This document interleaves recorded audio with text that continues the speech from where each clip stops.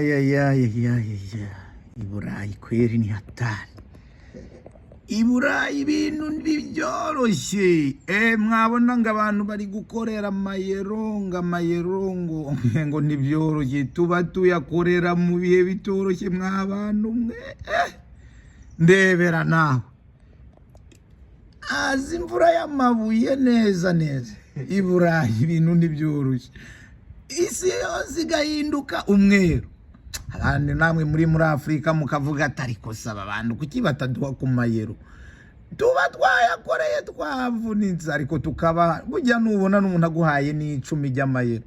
Uzagende mu butayu musabira umugisha mwinshi cyane kukazaba yagukoreye neza n'ukuri kw'Imana. Ndebera nawe.